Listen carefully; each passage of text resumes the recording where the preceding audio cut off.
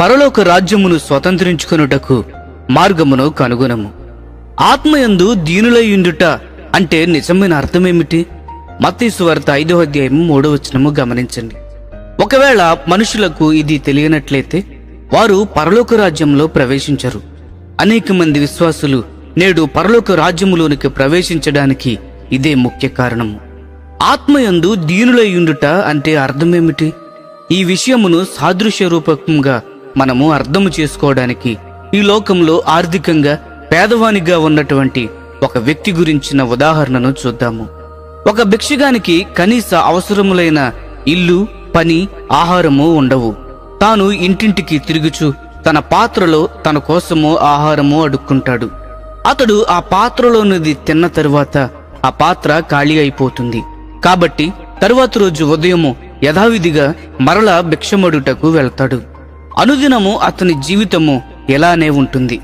ఆర్థికంగా పేదరికములో ఉండమంటే ఇదే నిజమైన అర్థము. ఇప్పుడు పై ఉదాహరణను ఆత్మయందు దీనులయుండుట గురించి పోలుద్దాము. అవును, ఆత్మయందు దీనునిగా ఉండడం అంటే పైన భిక్షగాని వలె మన ఆత్మ సంబంధమైన అవసరమును గుర్తించడమే. అతని వలె అనుదినము మన ఆత్మీయ జీవితమును జీవించుటకు మనము శక్తిహీనులముగా ఉన్నాము. దేవుణ్ణి సేవించే సామర్థ్యము లేక గొప్ప అవసరముతో మనము దేవుని దగ్గరకు వెళతాము. ఆత్మయందు దీనులుగా ఉండడం అంటే స్వయం సమృద్ధి కలిగి ఉండి ఆత్మవిశ్వాసము కలిగి ఉండుటకు ఎంతో వ్యతిరేకమైనది.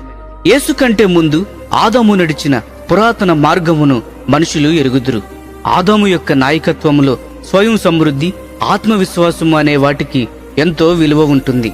కానీ పరలోక రాజ్యంలో దీనులకు మరియు అవసరమును గుర్తించిన వారికే దేవుని ఎదుట నిలబడే యోగ్యత ఉంటుంది. కానీ స్వయం సమృద్ధి కలిగిన వారికి కాదు.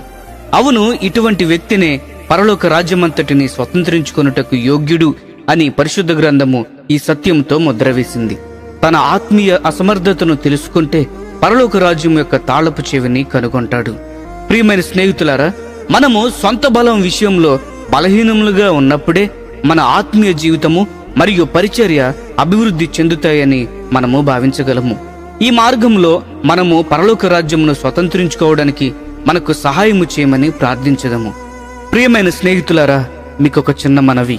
ఈ సందేశములు మీకు ఆశీర్వాదకరముగా ఉన్నట్లయితే లైక్ చేయండి, సబ్స్క్రైబ్ చేయండి, అనేక మందికి షేర్ చేయండి. మీ విలువైన అభిప్రాయములను కామెంట్ రూపంలో మాతో పంచుకోనండి.